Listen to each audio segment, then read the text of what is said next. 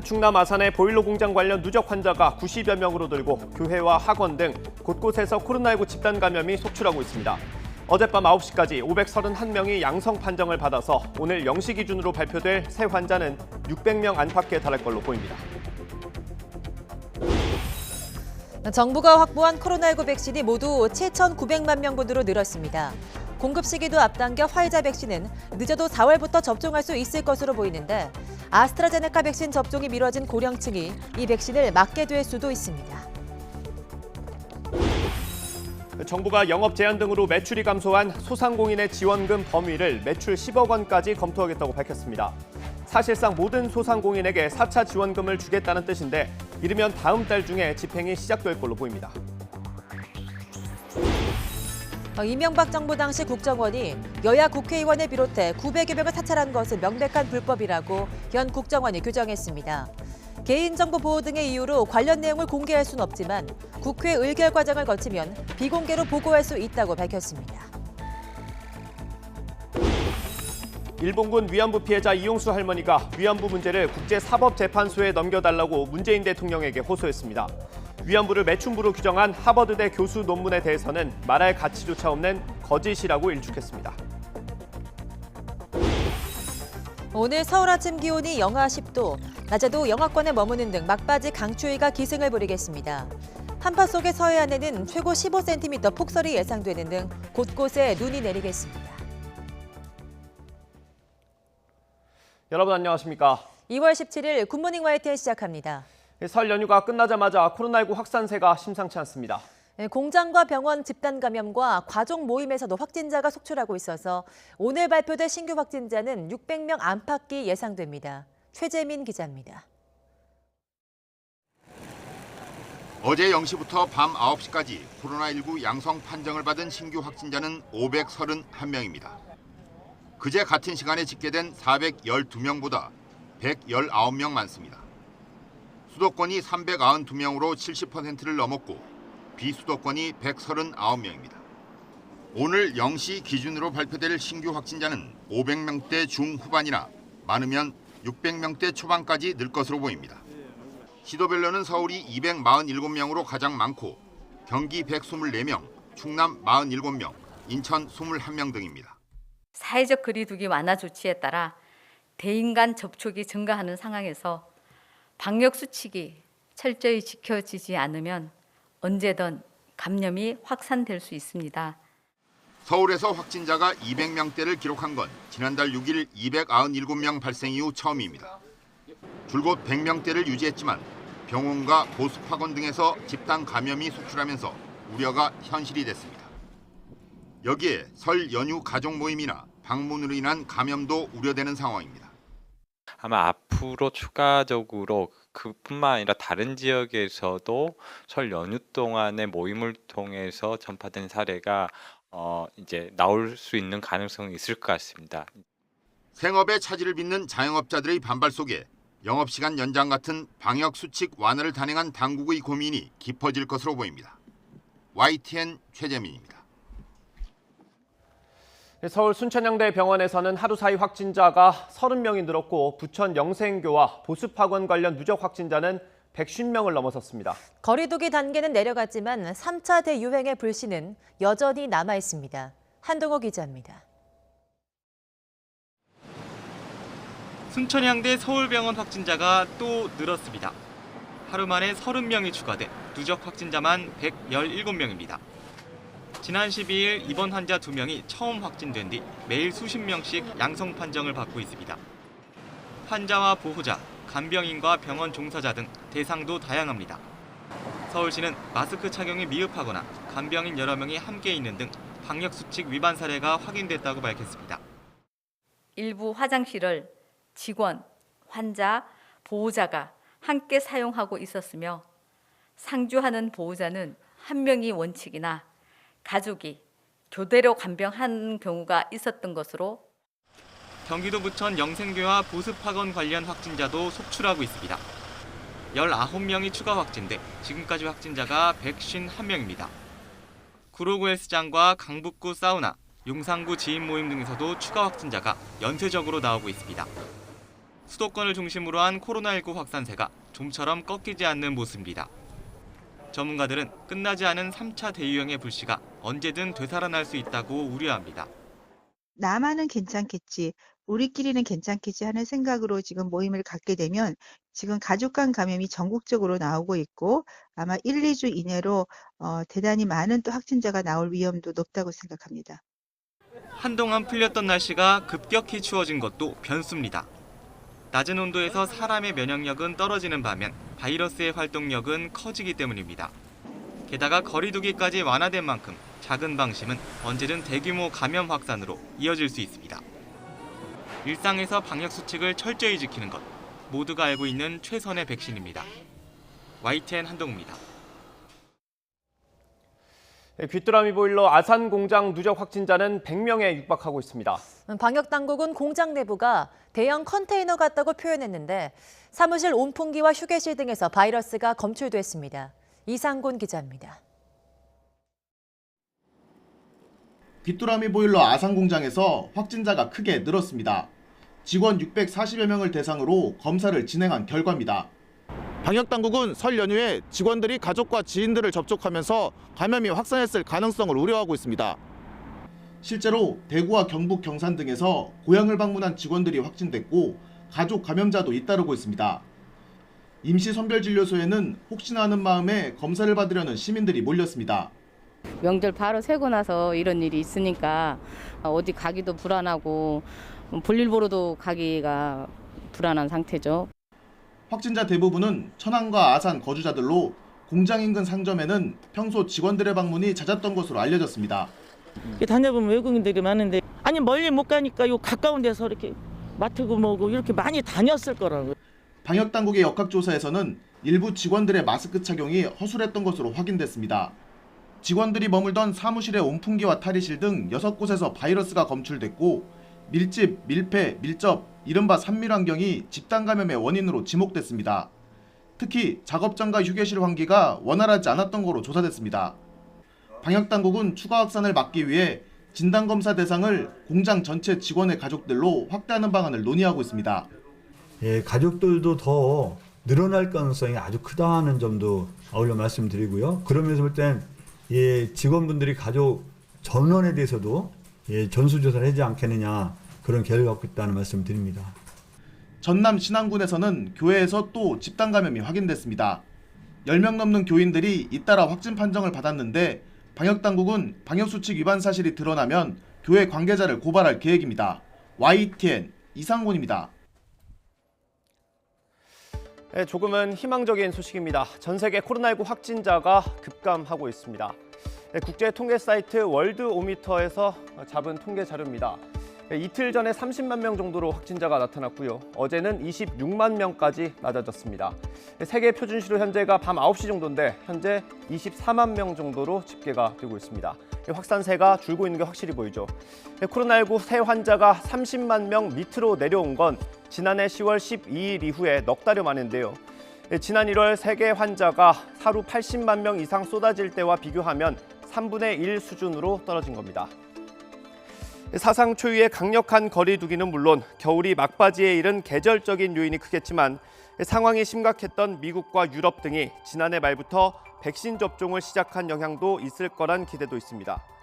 사실상 2분기부터 순차 접종이 시작되는 우리로서는 부러운 상황일 수밖에 없습니다.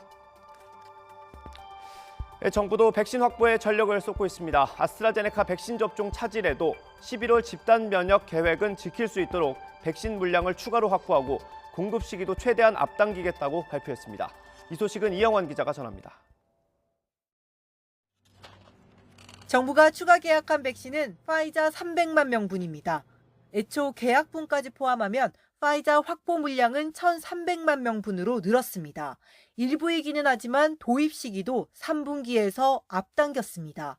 하반기 도입 예정 물량에서 100만 회분 즉 50만 명분을 3월 말에 앞당겨 공급받고 300만 명분의 백신을 2분기에 도입하는 계약을 식약처에서 허가 심사를 하고 있는데 국가 출하 승인까지 끝나면 늦어도 4월이면 접종할 수 있습니다.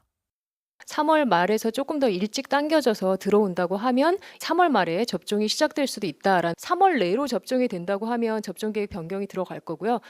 그렇게 되면 요양시설 등의 만 65살 이상 37만여 명이 이 화이자 백신을 맞게 될 수도 있습니다.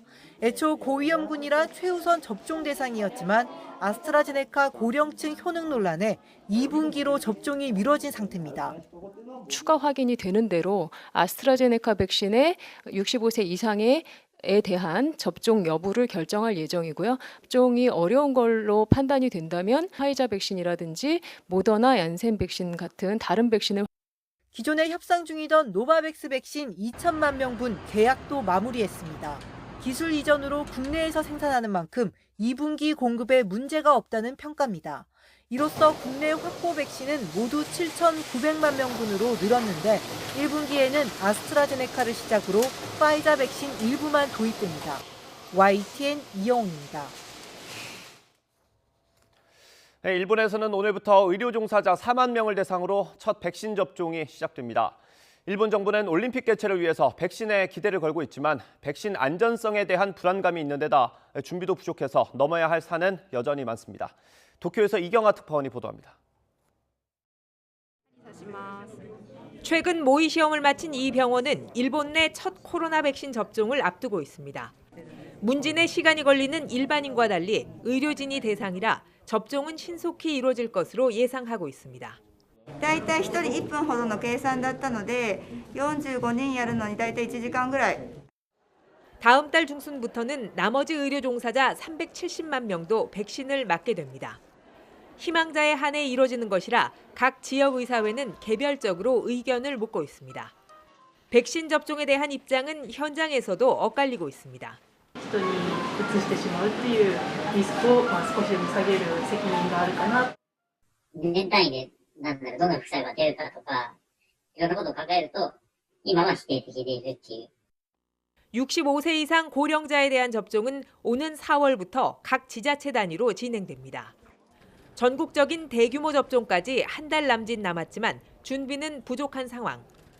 화이자 백신 두 번째 물량이 다음 주 들어올 예정이지만 이후 일정은 불투명해 각 지자체의 문의가 쇄도하고 있습니다. 自治体からもう例えば2000とか3000ぐらい電話がかかってきてメールが500も600も来てもうてんてこまいで対応できてない。 최근 불거진 특수주사기 확보도 시급한 과제입니다. 잔량을 남기지 않는 이 주사기 없이는 어렵게 확보한 백신 상당량을 다 쓰지 못한 채 버려야 하기 때문입니다. 重要なワクチンでございますので、廃棄ということになっては大変でございますので、今6回取れるような針あるいはシリンジを調達すべく 일본 정부는 특수주사기를 제조하는 자국업체에 현재 월 50만 개인 생산량을 최대한 늘려달라고 요청했습니다. 유사일의 최대의 의료사업이라 불리는 백신 접종은 부족한 준비 속에 갖가지 시행착오를 피하기 어려울 것으로 보입니다. 도쿄에서 YTN 이경아입니다. 러시아가 개발한 코로나19 백신 두 종류가 모두 영국발 변이 바이러스에 면역 효과를 보였다고 현지 보건당국이 밝혔습니다. 현지 시각 16일 타스통신 등은 벡토르 센터의 특별 연구 결과 러시아대 코로나19 백신인 스푸트니크 V와 에피박 코로나가 영국발 변이 바이러스에도 면역 효과가 있는 것으로 확인됐다고 전했습니다. 코로나19 피해계층 지원을 위한 4차 재난지원금이 이르면 다음 달에 지급될 것으로 보입니다. 홍남기 경제부총리는 매출이 줄어든 소상공인의 지원 범위를 매출 10억 원까지 늘리는 것을 검토하겠다고 밝혔습니다. 보도에 오인석 기자입니다. 지난 3차 재난지원금 때 일반 업종 지원 대상이 연 매출 4억 원 이하로 제한되면서 지원에서 제외된 소상공인들은 강한 불만을 나타냈습니다. 국회에서도 소상공인 지원 문제에 관심이 집중됐습니다. 정부는 소상공인 매출액 지원 기준을 대폭 올려 10억 원까지 검토하겠다고 밝혔습니다. 4억이라는 매출 한도를 이번에 저희가 뭐 검토 중에서 제가 확정적으로 말씀 못 드리지만 그냥 10억까지 그냥 하려고 그런 취지신 검토를 거죠? 하고 있다는 말씀을 드립니다. 소상공인의 정의가 매출 10억 원 이하인 만큼 모든 소상공인에게 4차 지원금 지급을 검토하겠다는 의미로 해석됩니다. 홍 부총리는 근로자 수가 5, 6명인 경우와 노점상이나 플랫폼 노동자를 지원 대상에 추가할지에 대해선 사각지대를 어디까지 커버할지는 면밀하게 검토하겠다고 답변했습니다. 4차 지원금은 3월 중에 집행을 시작할 수 있다고 했습니다.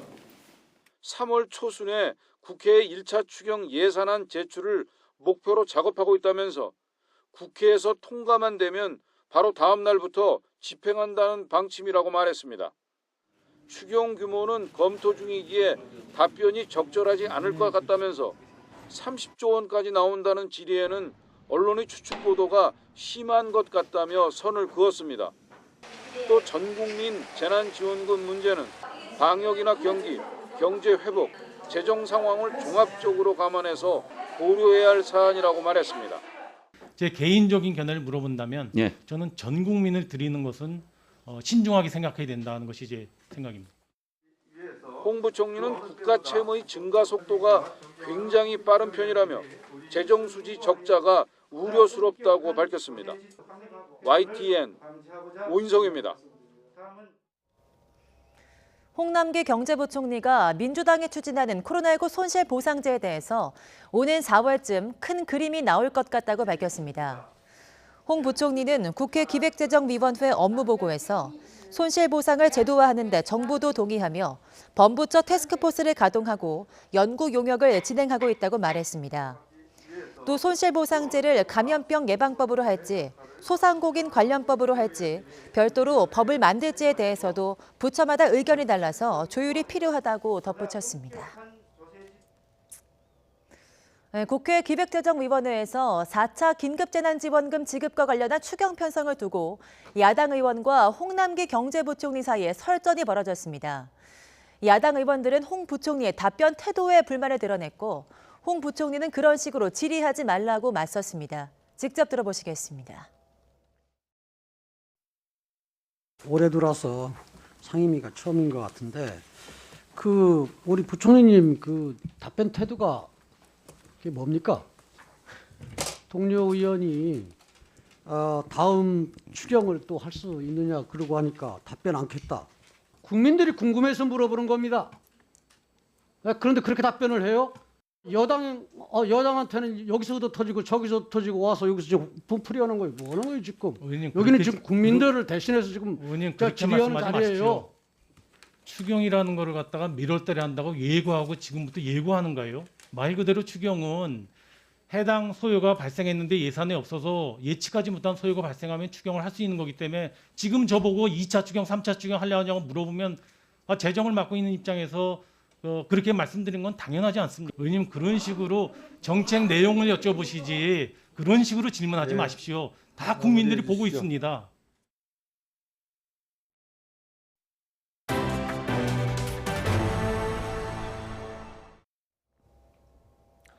네, 오늘은 서울 아침 기온이 영하 10도 안팎까지 떨어지겠습니다. 호남과 제주에는 폭설로 인한 피해도 우려되는데요. 자세한 날씨 알아보겠습니다. 최현미 캐스터. 네, 광화문에 나와 있습니다. 지금 추위 상황 어떤가요? 네, 연일 포근했던 날씨가 이어졌던 터라 지금 몸으로 느끼는 추위는 더 춥습니다. 특히 어제에 이어서 오늘도 바람이 무척 강하게 불고 있는데요. 순간순간 돌풍이 불어오면서 체감온도를 뚝뚝 떨어뜨리고 있습니다. 지금 현재 서울 기온은 영하 9.8도를 보이고 있고 체감온도는 무려 영하 17도 선 가까이 떨어져 있습니다. 오늘 나오실 때 두꺼운 외투는 물론이고요. 다시 보온용품도 잘 꺼내서 챙겨주셔야겠습니다. 지금 강원과 경북 북부에는 한파경보가, 내륙 곳곳에는 한파주의보가 내려진 가운데 현재 강원도 양양 설악산의 기온은 영하 22.9도까지 곤두박질했고요. 대관령은 영하 16도, 철원도 영하 11.5도 등 강추위가 이어지고 있습니다. 오늘 낮 기온도 대부분 지역에서 영하권에 머물겠습니다. 서울은 영하 5도, 대전 영하 3도, 광주는 영하 2도가 되겠고 한낮에도 체감온도는 영하 10도 안팎이 예상됩니다. 여기에 서해안과 제주도는 폭설도 비상인데요. 서해상에서 눈구름이 계속 유입되면서 현재 호남 서부와 제주 산간에는 대설특보가 내려진 가운데 전북 순창군에는 밤사이 최고 14cm의 많은 눈이 쌓였습니다. 내일까지 제주 산간과 울릉도 독도에 많은 곳 20cm 이상, 호남 지역에도 최고 15cm의 폭설이 예상됩니다. 이번 추위는 금요일 낮부터 기온이 10도 가까이 오르며 완전히 누그러지겠고요. 이후 주말에는 4월 초순에 해당하는 따뜻한 봄 날씨가 찾아올 전망입니다. 한편 해안가와 해상으로는 강풍 피해도 우려됩니다. 지금 모든 해상에는 풍랑특보가, 해안가를 중심으로는 강풍특보가 내려져 있는데요. 내일까지 순간 초속 25m 이상 태풍급의 돌풍이 불어들겠습니다. 시설물 관리에도 각별히 주의하시기 바랍니다. 지금까지 강화문에서 YTN 최현미입니다. 이명박 정부 당시 국정원이 국회의원을 비롯해 900여 명을 사찰한 건 명백한 불법이라고 현 국정원이 국회에 보고했습니다. 개인정보 보호 등의 이유로 관련 내용을 공개할 수 없지만 국회 의결 과정을 거치면 비공개로 보고할 수 있다고 전했습니다. 김대근 기자입니다. 김승환 전북교육감이 정보공개 청구를 통해 받은 이명박 정부 당시 국정원 사찰 문건입니다. 당시 청와대 민정수석실이 국정원에 여야 국회의원들 신상자료 관리를 요청한 대목이 눈에 띕니다. 이에 따라 18대 국회의원 299명에 대한 불법 사찰이 이루어진 것 아니냐는 의혹이 제기됐습니다. 더 나아가 문화계와 법조계 등 사찰 대상이 모두 900여 명에 이른다는 의혹까지 나왔습니다. 국정원을 상대로 한 국회 현안 질의에서도 이 문제가 핵심이었습니다. 박지원 국정원장은 국정원 직무 범위를 벗어난 불법이라고 규정했습니다. 국정원에서는 이 정보를 직무 범위 이탈 정보라고 공식 네이밍을 했어요. 불법 사찰 정보냐라고 물었을 때 불법이다. 왜? 직무 이탈 정보를, 직무 범위 이탈 정보를 수집하는 것 자체가 불법이기 때문에. 다만 구체적인 사찰 범위와 내용에 대해서는 아직 확인하지 않은 단계입니다. 당사자들 요청이나 국회 정보위원 3분의 2 이상의 의결이 있으면 비공개로 보고하는 방안은 가능하다고 국정원이 밝혔습니다. 비록 직무 범위를 일탈해서 작성된 것이라고 하더라도 공공기록물법에 따른 기록물이고 제3자 개인정보가 포함된 비공개 기록물이기 때문에 이를 당사자가 아닌 일반에 공개하는 것은 법률 위반 소지가 있다고. 박근혜 정부에서도 불법 사찰이 이어졌을 가능성에 대해서는 중단 지시를 확인하지 못한 만큼 지속했을 개연성도 있지만 정확하게는 미확인 상태입니다. 기존에 공개된 것에 박근혜 정부 때 업데이트된 내용이 있는 걸 확인했느냐? 그건 확인하지 못했다. 그러니까 아직까지는 확인이 안 된 거예요. 박근혜 정부 때 개인 사찰 정보가 업데이트된 문제. 확인하지 못했다가 아니라 정확하게 말씀드리고 확인하지 않았답니다. 문서를 아직 봉인한 문서를 해제해서 보고 있지 않다. 만약에 국정원에서 여러 가지 이제 진상조사위원회가 꾸려지면. 반면 김대중 노무현 정부 당시 국정원의 불법 사찰은 없었던 것으로 확인됐습니다.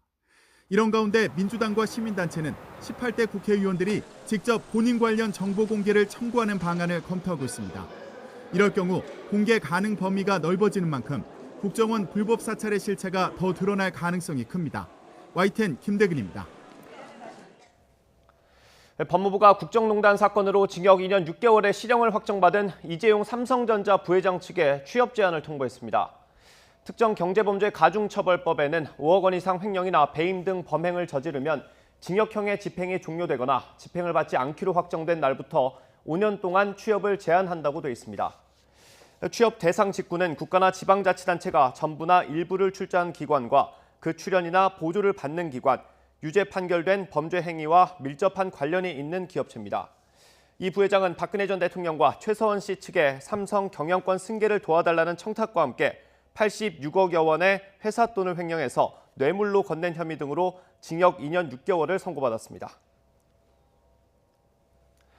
현직 경찰과 법원 공무원의 마스크 판매 사기 의혹 관련 연속 보도입니다. 이 일당은 마스크를 팔기 위해서 가짜 시험 성적서로 식약처 허가까지 받은 걸로 드러났습니다.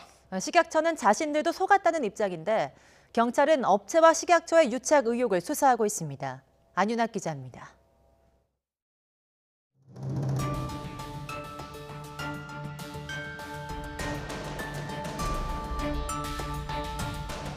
전북 전주시의 한 마스크 공장. 현직 경찰관 A씨와 법원 공무원 B씨, 조폭 출신 송모 씨가 판매책으로 일한 곳입니다. 수량을 말해주면은 내가 돈을 보고 내가 경찰 끌고 와서 내가 연락했다. 정말 알지? 어떤 데는 800원에 사는 데도 있고 800원에서 1000원 사이인데 그 같은 나온 걸 다 입찰도더만. 뒷거래를 통해 식약처 허가를 받지 않은 마스크를 현금만 받고 팔기도 했습니다. 근데 손을 잡고 지금 나오는 물건은 조선청 물건을 내가 할 수 있어? 하고 그다음에 우리가 여기서 피 붙이는 거 그러니까 현금으로 좀 빼주시고. 그러다 마스크 대란 사태가 진정될 즈음 정품 마스크를 팔기 위해 식약처 허가를 받습니다. 회사를 새로 설립해서 테이프 기사를 허가를 낸 거예요. 그래서 우리는 정상적인 일을 해왔고. 그런데 식약처에 제출된 시험 성적서는 위조 서류인 것으로 경찰 수사 결과 드러났습니다. 안감 원료 무게 등 실체 제품 측정치와 다른 수치를 기재한 겁니다. 식약처 관계자는 우리도 속았다면서 성적서 내용을 꼼꼼하게 살펴보지 못한 사실을 인정했습니다. 경찰은 지난해 9월 식약처를 압수수색하고 관계자 2명을 입건했습니다. 또 업체 측과 허가권을 가진 식약처 관계자가 접촉한 정황을 포착하고 청탁 의혹에 대한 수사를 확대하고 있습니다. 업체 측은 모든 게 사실이 아니라고 반박했습니다. 지금은 부탁하는 게 아니라 내 서류가 완벽했을 때 내가 이렇게 해서 넣었는데 또 확인 한번 해주는 것이지. 그 사람 뭐가 지나가라고 부탁합니까? 식약처는 반년이 지난 지금까지 아무런 조치도 취하지 않고 있고 해당 마스크는 여전히 시중에서 팔리고 있습니다. YTN 안윤혁입니다. 일본군 위안부 피해자 이용수 할머니가 위안부 문제를 국제사법재판소의 판단에 맡겨보자고 호소했습니다. 이용수 할머니는 역사에 산 증인이 엄연히 살아있는데 거짓말을 한다며 위안부가 매춘부에 불과하다는 일각의 주장을 한마디로 일축했습니다. 김경수 기자가 보도합니다. 지난해 정의기억연대 후원금 의혹 폭로로 주목을 받았던 이용수 할머니가 다시 기자회견장에 섰습니다. 국제사법재판소 ICJ의 위안부 문제의 판단을 구하자는 회견 내용이 예고됐던 만큼 일본 언론도 다수 참석했습니다. 차분히 회견문을 읽어가던 이용수 할머니는 ICJ 제소가 마지막 소원이라며 오열했습니다.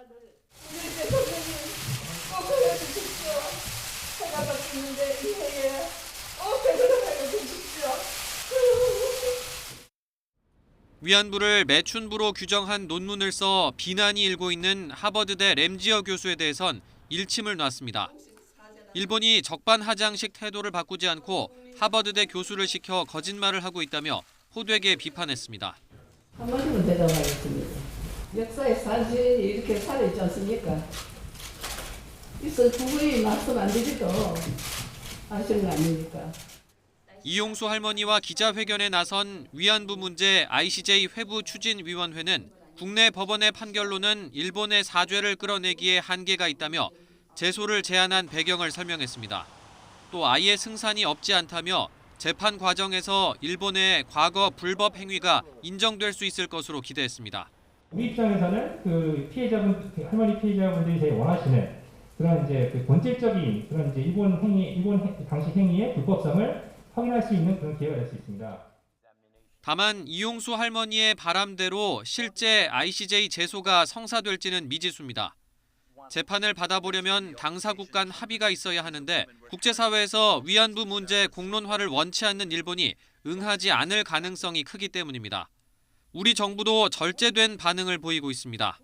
외교부는 위안부 할머니들의 의견을 좀 더 들어보겠다며 제소를 신중하게 검토하겠다고 밝혔습니다.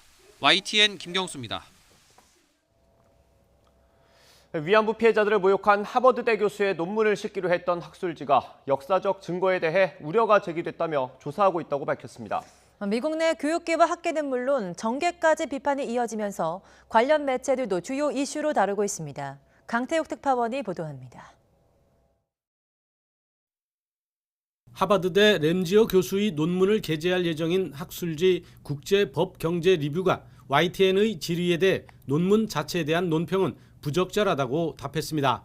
논문이 가치가 있는지 관련 증거가 제대로 제시됐는지에 대해 질문했지만 학술지로서는 조사 중이어서 답변할 수 없다는 의미입니다.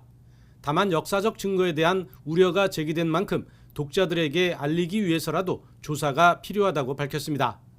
이에 따라 3호로 학술지에 게재가 할당됐지만 일시적으로 출간을 보류할 것이라고 전했습니다. 또 지금까지 해당 논문 검토에 관여하지 않았던 새로운 전문가들이 우려가 제기된 것을 토대로 논문을 다시 검토할 것이라고 설명했습니다. 이어 추가 검토와 우려 사항에 대한 저자의 답변을 들은 뒤 논문 관련 기록을 수정하는 등 추가 조치를 결정할 것이라고 덧붙였습니다. 학술지의 이 같은 조치는 미국 내 학계와 교육계를 넘어 정계까지 비판이 확산하고 있기 때문으로 보입니다.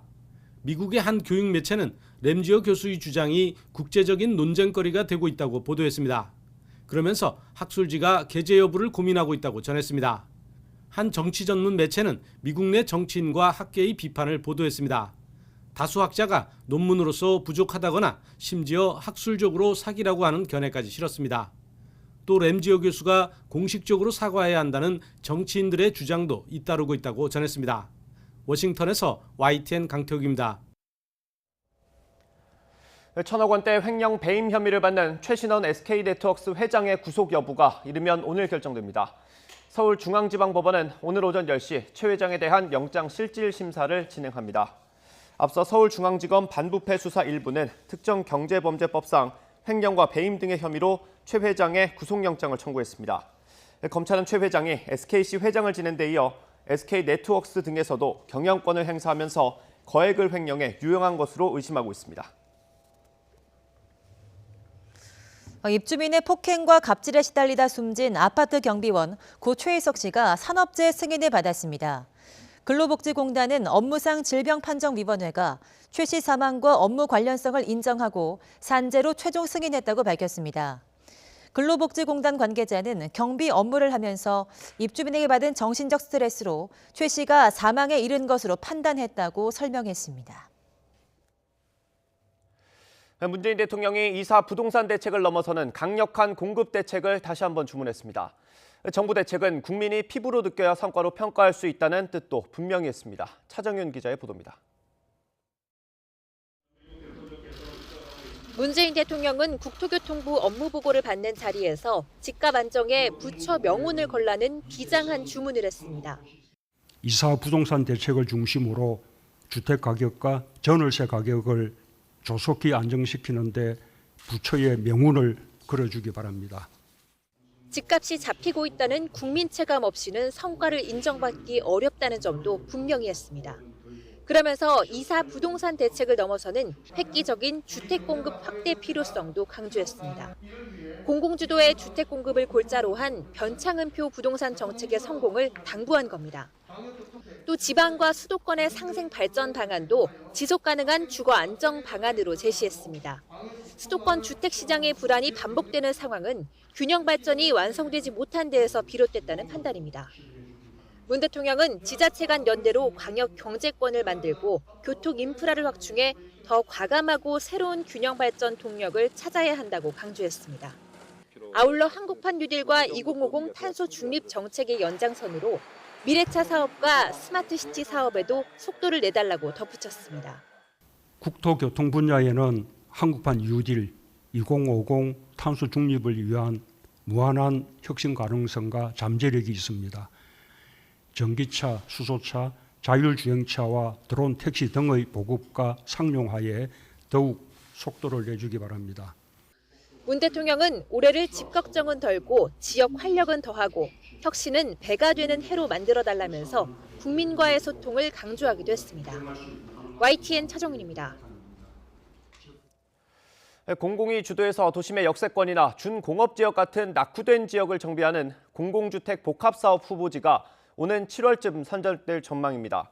또 서민의 초기 주택 구입 부담은 줄이고 시세 차익은 또 다른 주거복지 사업에 활용하는 새로운 방식의 주택 유형이 3기 신도시 등에 적용될 전망입니다. 김현우 기자가 전해드립니다. 부동산 시장 안정을 위해 정부는 지난 4일 전국 83만 호 주택 공급 계획을 발표했습니다.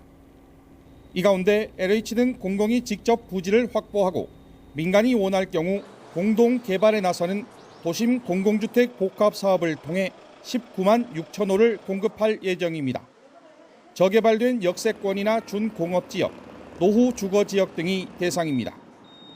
여기엔 해당 지역 토지나 건물 소유주 등의 동의가 필수인데 아직 관련 법률이나 설명회 등 절차가 시작 단계이고 특히 대상 지역이 발표되지 않아 구체성이 떨어진다는 평가도 나오고 있습니다. 정부는 이런 점을 감안해 2사 주택 공급 대책의 후속 조치를 발표했습니다. 우선 도심 공공주택 정비 사업 추진을 위한 공공주택 특별법을 다음 달 중으로 개정하기로 했습니다. 특히 베일에 쌓였던 공공주택 사업 후보지를 7월 중으로 선정하기로 했습니다. 서울과 경기, 인천, 지방광역시에서 개발 예정지가 확정됩니다.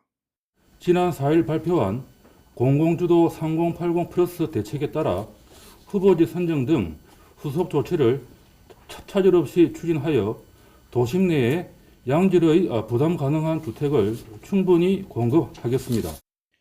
분양가를 낮추는 대신 입주 후 시세 차익을 공유하는 등의 원칙이 적용된 지분 적립형 주택이나 환매 조건부 토지 임대부 주택의 개념을 상반기 중으로 구체화해 3기 신도시 등에 적용하기로 했습니다. 또 상반기 중으로 주택 가격 동향 조사의 신뢰도를 높이기 위해 표본수를 현재보다 3배 이상 늘리고 부동산 시장 불법 행위를 대응하기 위한 정규 전담 조직도 새로 만들기로 했습니다. YTN 김현우입니다. 모레 이후 입주자 모집을 신청하는 수도권 민간택지 분양가 상한제 적용 단지에는 2년에서 3년의 거주 의무 기간이 부여됩니다. 국토교통부는 주변 시세보다 저렴하게 공급되는 분양가 상한제 적용 주택에 대한 투기 수요를 막기 위해 이런 내용을 규정한 주택법 시행령이 어제 국무회의를 통과했다고 밝혔습니다. 이에 따라 민간택지의 경우 분양가격이 인근 지역 주택 매매 가격의 80% 미만이면 3년, 80% 이상 100% 미만이면 2년의 의무 거주 기간이 부여됩니다. 공공택지에서는 민간이 짓는 아파트라도 분양가가 인근 지역 가격의 80% 미만이면 5년, 80%에서 100% 미만이면 3년간 의무 거주해야 합니다. 서울시장 보궐선거를 앞두고 열린 국민의힘 예비후보 경선 토론회에서 민주당 박영선 예비후보의 공약이 소환됐습니다. 토론회에 참석한 예비후보들은 박 예비후보의 부동산 공약을 비판하는 데 화력을 집중했습니다. 백종규 기자의 보도입니다. 1대1 마수 토론을 시작한 국민의힘 서울시장 예비경선에 민주당 박영선 예비후보의 부동산 공약이 소환됐습니다. 공공주택 30만 호를 공급하겠다는 공약은 실현 불가능하다는 겁니다. 경부고속도로를 지하화해서 그 면적 전체를 다 활용해도 안 됩니다. 30만 가구는 절대 안 됩니다. 절대 안 되는 수치다. 안 되는 말씀을 책임 없이 하시는 거죠.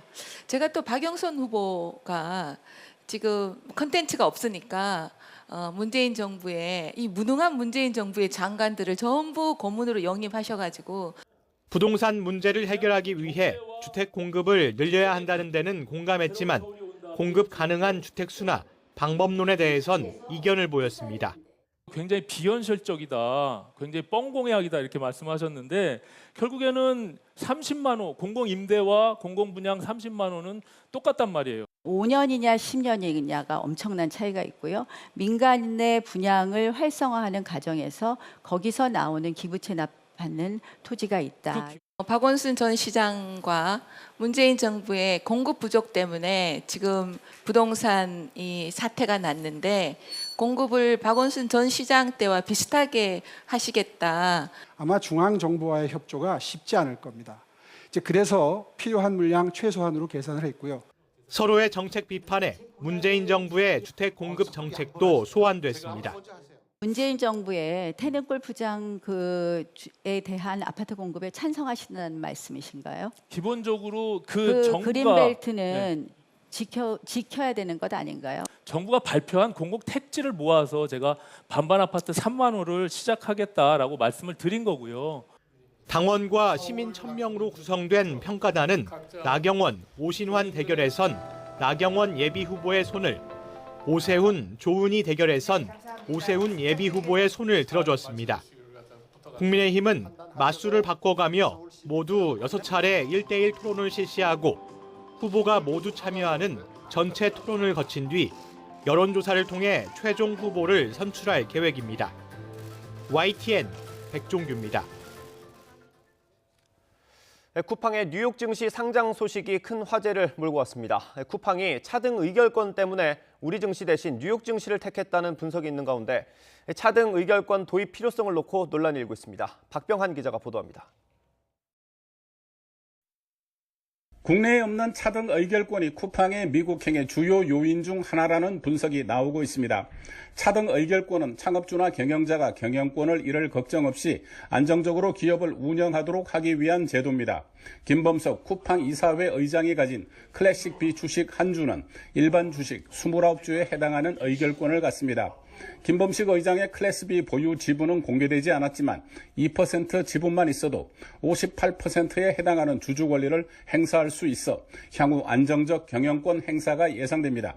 차등 의결권을 발행하기 위해서는 주주들의 동의가 있어야 하는데 최대 주주인 소프트뱅크 비전펀드 등 쿠팡에 34억 달러를 투자한 투자자들이 김 회장의 경영 성과를 인정하고 힘을 실어주었기 때문입니다.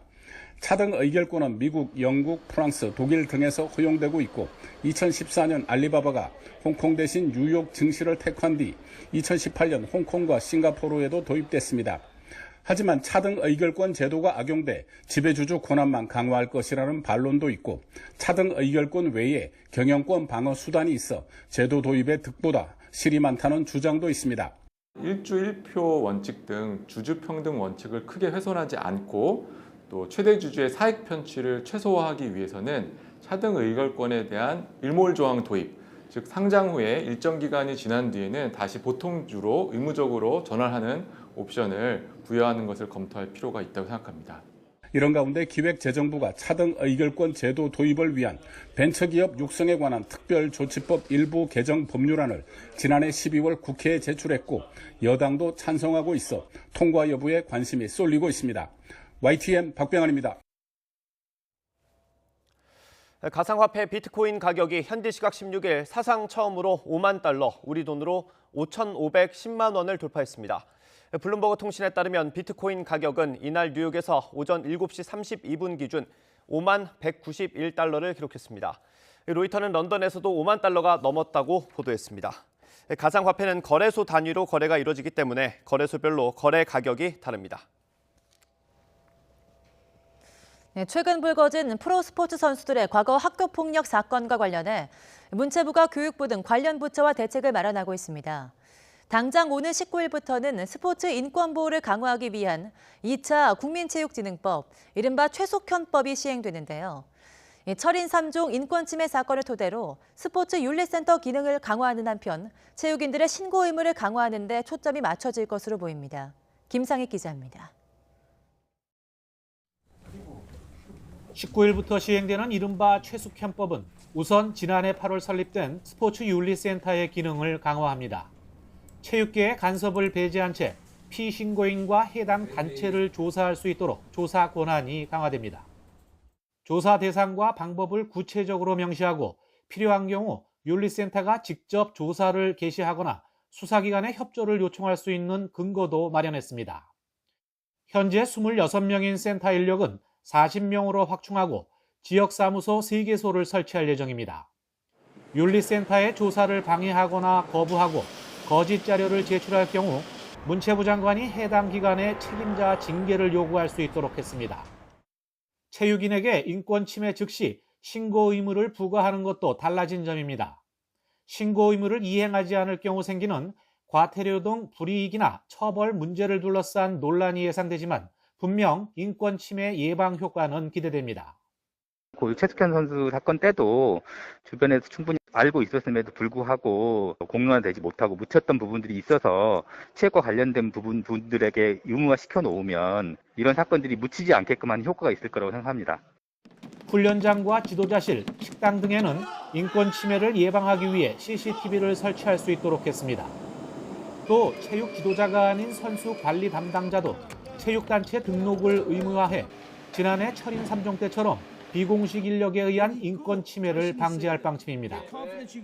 지난해 8월 1차 개정에서 폭력 지도자의 자격 제한을 강화한 데 이어 6월에 있을 3차 개정에서는 비위 지도자 명단 공개도 포함할 예정입니다. 문체부는 최근 불거진 프로스포츠 선수의 학교 폭력 사건과 관련한 대책 마련에도 착수했습니다.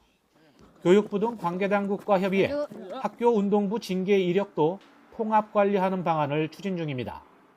운동선수니까 그냥 넘어가는 일이 아니고 이제는 이제 사회가 바뀌었고 또 최근에 교육적 상황도 바뀌었기 때문에 학교가 나서서 그런 문제들을 엄정하게 다루는 일이 필요한 것이죠. 그러나 체육계에 만연한 인권 침해를 막기 위해선 성적 지상주의와 폐쇄적 운동부 문화를 개선하는 노력이 무엇보다 절실합니다. 막연한 현장의 인식 개선 요구를 넘어 감시 시스템과 지속적인 교육이 동시에 가동될 때만 피해자가 체육계를 떠나야 하는 부끄러운 우리의 현실을 바로잡을 수 있다는 지적입니다. YTN 김사혁입니다. 네, 최근 불거진 프로배구 남녀 선수들의 학교 폭력 논란과 관련해 연구자의 프로배구 입단이 원천 봉쇄됩니다. 한국배구연맹 후보는 비상대책회의를 열고 과거 학교폭력과 성범죄 등에 무겁게 연루된 선수는 신인 드래프트에서 전면 배제하고 드래프트 시 학교폭력 관련 서약서를 청구한다고 밝혔습니다. 또 입단 이후 허위 사실이 확인될 경우 영구 제명 등 중징계를 내릴 계획이라고 덧붙였습니다. 국회와 정부기관에 도청 탐지장치 납품을 청탁한 혐의 등으로 구속돼 재판에 넘겨진 허인회전 녹색드림협동조합 이사장이 보석으로 풀려났습니다. 서울 북부지방법원은 지난달 29일 허 전 이사장 측이 낸 보석 신청을 인용했다고 밝혔습니다. 지난해 구속 기소된 허 전 이사장은 동부구치소 코로나19 집단 감염으로 지난달 예정된 공판이 다음 달로 연기돼 오는 26일 구속기간 만료를 앞두고 있었습니다. 자녀 입시 비리와 사모펀드 의혹 등으로 기소돼 1심에서 징역 4년을 선고받은 정경심 동양대 교수의 항소심 재판부가 법원 정기 인사로 바뀌었습니다. 정 교수의 항소심 사건을 맡은 서울고등법원 형사 1부는 최근 법원 인사로 소속 판사들이 교체됐습니다. 재판장은 민사사건 담당으로 자리를 옮긴 정준영 부장판사 대신 엄상필 부장판사가 맡게 됐고 판결문 초안을 담당한 주심은 심단 부장판사로 정해졌습니다.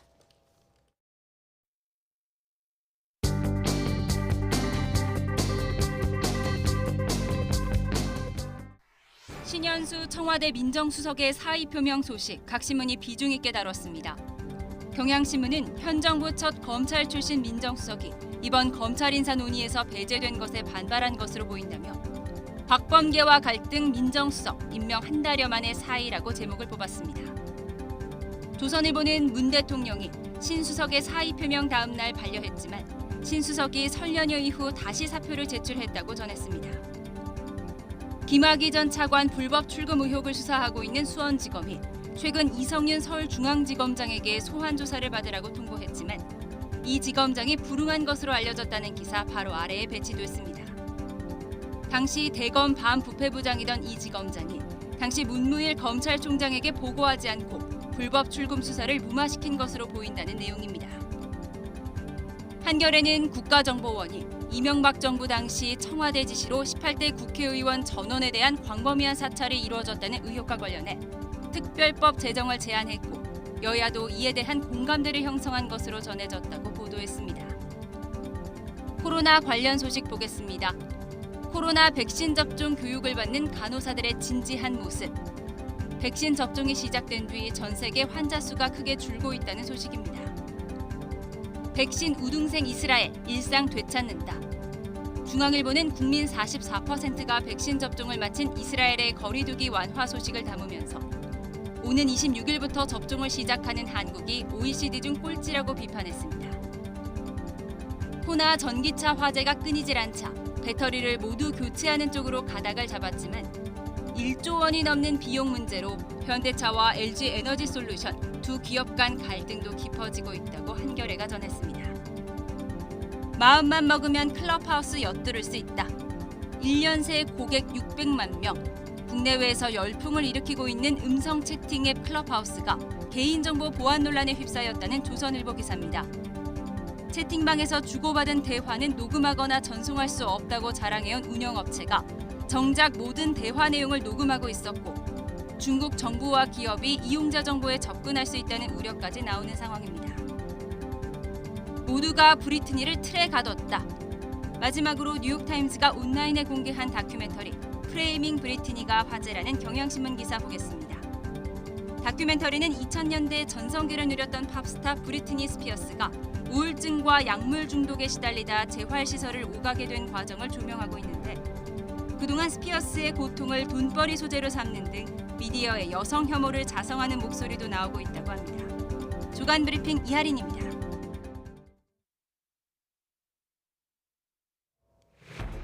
충남 아산 보일러 공장 관련 누적 환자가 90여 명으로 늘고 교회와 학원 등 곳곳에서 코로나19 집단 감염이 속출하고 있습니다.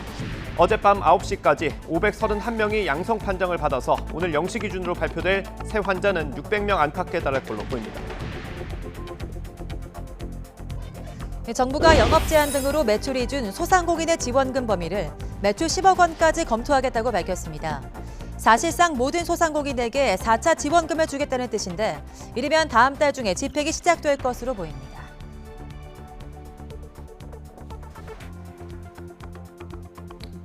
이명박 정부 당시 국정원이 여야 국회의원을 비롯해 900여 명을 사찰한 건 명백한 불법이라고 현 국정원이 규정했습니다.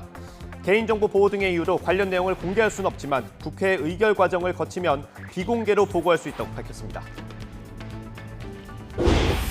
오는 낮에도 대부분 지역이 영하권에 머물면서 막바지 강추위가 기승을 부리겠습니다. 한파 속에 서해안에는 최고 15cm의 폭설이 예상되는 등 곳곳에 눈이 내리겠습니다. 설 연휴가 지나고 전국 곳곳에서 코로나19 집단 감염이 속출하고 있습니다. 어제 0시부터 밤 9시까지 코로나19 양성 판정을 받은 신규 확진자는 531명으로 나타났습니다. 그제 같은 시간에 집계된 412명보다 119명이나 많습니다. 이에 따라 오늘 0시 기준으로 오전에 발표될 신규 확진자는 최소 500명대 중반, 많으면 600명 안팎이 될 것으로 보입니다. 코로나19 집단 감염이 발생한 충남 아산 귀뚜라미 보일러 공장에서 확산세가 이어져 누적 확진자가 90명을 넘었습니다. 충청남도는 공장 직원과 확진자 가족 등이 추가로 확진됐다고 밝혔습니다. 방역당국은 직원들이 머물던 사무실의 온풍기와 탈의실 등 6곳에서 바이러스가 검출됐고 밀집, 밀폐, 밀접, 이른바 산밀 환경에서 감염이 확산한 것으로 보인다고 설명했습니다. 또 공장과 휴게실 등에서 환기가 원활하지 않았고 일부 직원들의 마스크 착용이 허술했던 것으로 조사됐다고 밝혔습니다.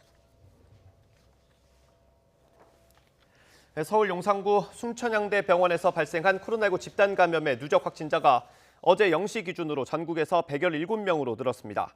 이 가운데 108명은 서울시에서 나머지 9명은 다른 시도에서 확진됐습니다. 순천향대 서울병원에서는 이번 환자 2명이 지난 12일에 처음 확진됐고 14일까지 88명, 15일에 27명이 추가로 양성 판정을 받았습니다. 정부가 화이자와 노바백스의 코로나19 백신을 추가로 계약했다고 밝혔습니다. 정부는 현재까지 모두 7,900만 명분의 백신을 확보했다고 설명했습니다. 정세균 국무총리의 말을 직접 들어보겠습니다. 정부는 기존 5,600만 명분에 더해 2,300만 명분을 추가하여 총 7,900만 명분의 백신 도입을 확정했습니다. 정부는 당초 하반기에 1천만 명분을 공급받기로 계약한 화이자 백신 중 일정 물량을 앞당기는 한편 상반기에 추가로 도입 가능한 물량을 협의해 왔습니다. 그 결과 하반기 도입 예정 물량에서 100만 회분, 즉 50만 명분을 3월 말에 앞당겨 공급받고 추가로 600만 회분, 300만 명분의 백신을 2분기에 도입하는 계약을 체결하였습니다. 이렇게 되면 화이자 백신은 2분기에만 총 700만 회분, 350만 명분의 접종이 가능하게 된다는 말씀을 드립니다. 또한 노바백스 백신 2천만 명분의 도입을 확정하고 2분기부터 접종을 시작할 것입니다. 정부가 오는 26일부터 코로나19 백신 접종을 시작하는 가운데 전체 고령층 850만 명은 상반기에 접종할 것으로 예상됩니다. 문재인 대통령은 일정상 5, 6월쯤 백신을 맞을 것으로 보입니다. 정경실 코로나19 예방접종 대응 추진단 예방접종관리반장은 라디오 인터뷰에서 고령층 접종과 관련해 장애인, 노숙인 같은 생활시설이나 이용시설에 계신 분들, 일반 65살 이상 어르신들도 상반기 중에 접종을 시작할 계획이라고 밝혔습니다. 정 반장은 특히 정부 요인이라고 하더라도 접종 순서에 따라 접종받는 게 원칙이며 대통령과 정부 주요 인사들도 일반 국민과 같이 자신의 연령대에 맞는 일정의 접종을 받게 될 것으로 보고 있다고 말했습니다. 노바백스의 코로나19 백신은 국내에서 2천만 명분을 생산한다는 점도 중요하지만 기술 이전 방식이 처음으로 적용됐다는 점에서 의미가 있습니다. 세계적으로 백신 확보 경쟁이 치열한 가운데 안정적으로 공급 기반을 마련했다는 평가가 나오고 있습니다. 보도에 박홍구 기자입니다. 우리 정부와 한 달 전부터 코로나19 백신 도입 방안을 협의해왔던 노바백스 측이 구매 계약을 체결했습니다. 국내 생산업체인 SK바이오사이언스가 국내 공장에서 2천만 명분을 전량 생산하기로 하고 기술 이전 계약까지 맺었습니다. SK 측은 기술 이전의 의미가 단순한 위탁 생산에서 벗어나 노바백스의 백신 생산 기술을 국내에서 독자적으로 활용할 수 있는 권리를 갖게 된 것이라고 설명했습니다. 더 많은 백신이 필요할 경우 노바백스 본사의 허가 없이 자체 판단으로 백신을 추가로 생산 판매할 수 있다는 얘기입니다.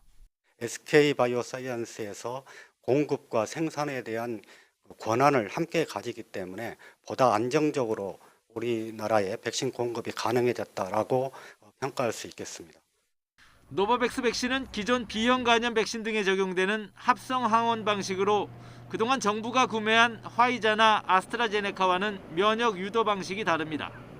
현재 미국 등에서 임상 3상 시험이 진행 중이며 곧 미 식품의약국 FDA에 긴급 사용 허가를 신청할 예정입니다.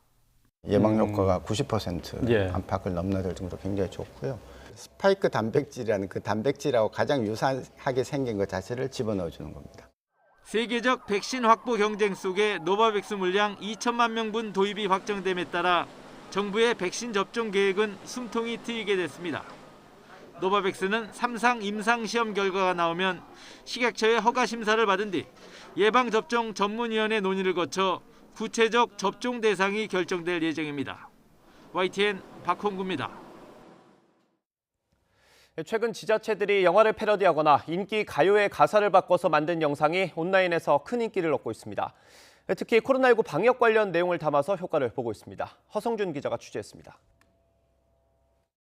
공공시설 들어갈 때 마스크 쓰는지 모르나?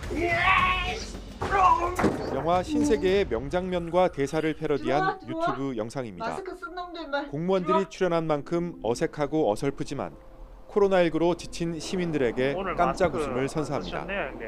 특히 대구의 방역 모범 사례와 관광 자원을 곳곳에 넣어뒀습니다. 재치 있는 표현으로 시민들의 공감을 얻어 3주 만에 조회수가 8만 회를 넘었습니다. 우리 시민들은 아직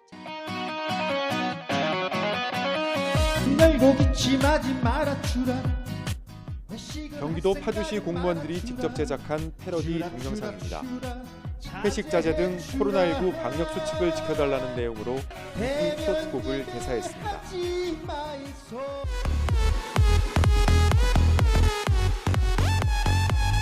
온라인에서 관짝 소년단으로 통하는 아프리카 상력군들을 패러디한 영상입니다. 코로나19를 관에 담아버렸다는 내용으로 경북 문경시가 일상으로 돌아가고 싶은 염원을 담아 제작했습니다. 코로나19로 대면 홍보가 어려워지면서 전국 지자체가 앞다퉈 이런 홍보 영상을 만들고 있습니다.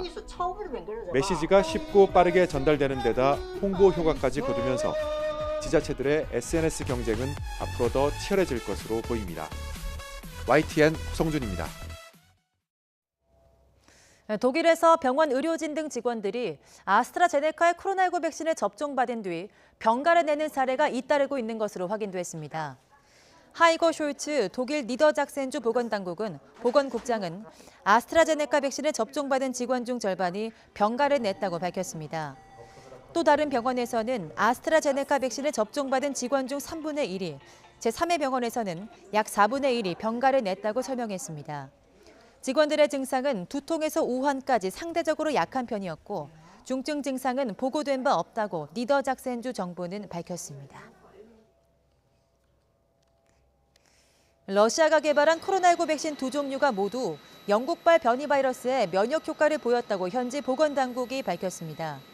현지 시간 16일 타스 통신 등은 벡토르 센터의 특별 연구 결과 러시아제 코로나19 백신인 스푸트니크 V와 에피바 코로나가 영국발 변이 바이러스에도 면역 효과가 있는 것으로 확인됐다고 전했습니다. 백신 보급 확대를 위해서 세계 각국이 노력하고 있는 가운데 미국은 백신 공급량을 크게 늘리기로 했습니다. 유럽의약품청은 사용 승인이 신청된 존슨앤존슨 백신을 신속하게 처리하기로 했습니다. 김진호 기자입니다. 미국 정부는 코로나19 백신 공급 확대를 위해 적극적입니다. 바이든 대통령은 취임 100일 안에 1억 회분의 백신을 공급하겠다고 공약했고 이를 지키기 위해 백신 업체들을 독려하고 있습니다. 백악관은 현지 시간 16일 매주 1,350만 회분의 백신을 공급한다고 발표했습니다. We're increasing the vaccine supply to 13.5 million doses per week that will go out to states. This is a 57% increase from the amount states received when the president was inaugurated. 백악관은 또 약국에 보내는 백신을 2배로 늘려 이번 주에 200만 회분을 보낸다고 밝혔습니다. 유럽에서는 새로운 백신 판매 승인 신청을 신속히 처리해 백신 공급을 늘릴 예정입니다. 유럽의약품청 EMA는 현지 시간 16일 미국 제약사 존슨앤드존슨이 코로나19 백신에 대한 조건부 판매 승인 신청을 했다고 밝혔습니다. EMA는 이 백신에 대한 평가를 통상적인 일정보다 서두르게 했다면서 승인 여부에 대한 결론은 빠르면 다음 달 중순쯤 발표할 수 있다고 설명했습니다. 승인 여부에 대한 결론이 신속하게 나올 수 있는 것은 이미 단계적 검토 진행 과정에서 존슨앤드존슨 백신에 대한 데이터를 일부 검토했기 때문이라고 EMA는 설명했습니다. EMA가 백신에 대한 판매 승인 권고를 하면 EU 집행위가 최종 결정을 내립니다. 존슨앤드존슨의 코로나19 백신이 승인되면 EU 내 승인된 네 번째 코로나19 백신이 됩니다. 앞서 EU 집행위는 EMA의 권고에 따라 미국 제약사 화이자 독일 바이오엔테크, 미국 모더나, 다국적 제약사 아스트라제네카가 각각 개발한 코로나19 백신의 EU 내 조건부 판매를 승인했습니다. YTN 김진호입니다. 이달 초 의료진을 대상으로 코로나19 백신 접종을 시작한 페루에서 새치기 접종 파문이 확산하고 있습니다. 탄핵당한 대통령에 이어서 보건장관과 외교장관까지 500명에 가까운 사람들이 자신의 지위를 남용해서 먼저 백신을 접종한 것으로 파악됐습니다. 보도에 이어진 기자입니다. 이달 초 일선 의료진 먼저 코로나19 백신 접종을 시작한 페루에서는 아직 일반인 대상 접종 날짜가 확정되지 않았습니다. 하지만 지난해 11월 부패 혐의로 탄핵당한 마르틴 비스카라 전 대통령이 탄핵 전인 10월 자신의 부인과 형과 함께 백신을 맞은 것으로 드러나며 파문이 시작됐습니다. 비스카라 전 대통령은 자신이 중국 시노팜 백신 임상시험에 참여한 거라며 임상 참여자의 비밀 유지를 위해 그 사실을 공개하지 못했다고 해명했습니다. Esta es la cartilla de ensayo clínico. Aquí están a los peruanos y peruanas por no haber informado de ese hecho en ese momento. 하지만 임상시험을 주도한 대학 측은 비스카라 전 대통령이 임상시험 참가자가 아니었다고 반박했습니다. 지난 12일 이 같은 사실을 은폐한 책임을 지고 사임한 필라르 마세티 보건장관마저 새치기 접종을 한 것으로 드러나 페루 국민에게 충격을 주고 있습니다. 마세티 장관은 그동안 코로나19와 맞서 싸우는 영웅으로 인식됐기 때문입니다. 게다가 선장은 배를 마지막에 떠난다며 기관장은 자신의 순서를 기다리는 모범을 보여야 한다고 강조해왔던 터라 배신감이 컸습니다. 시노팜 백신 구매 계약을 이끌었던 엘리자베스 아스테테 외교장관도 지난달 일찌감치 백신을 맞은 사실이 알려져 지난 14일 물러났습니다. 아스테테 장관은 자신이 할 일이 많아 코로나19에 감염되는 걸 용납할 수 없었다며 접종 사실을 정당화해 많은 페루인을 격분시켰습니다. 프란시스코 사가스티 페루 임시대통령은 이 같은 새치기 접종자가 500명에 달한다며 분노와 실망을 감출 수 없다고 말했습니다. Reiterar nuestra indignación y también nuestra decepción por haber conocido que 487 personas, entre ellas muchos funcionarios públicos, aprovecharon su posición para ser inmunizadas con las vacunas de Sinopharm. 인구 3,300만 명인 페루에서는 123만여 명이 코로나19에 감염됐고 이 가운데 4만 3천여 명이 사망했습니다.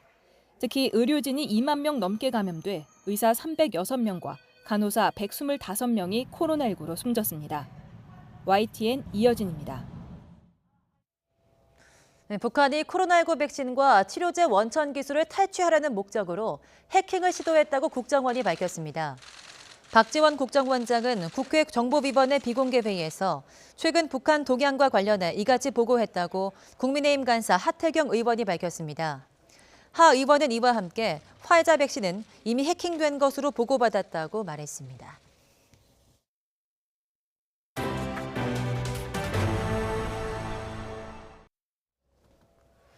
홍남기 경제부총리가 연매출 10억 원 이하 소상공인까지 4차 재난지원금 지급을 검토하고 있다고 밝혔습니다.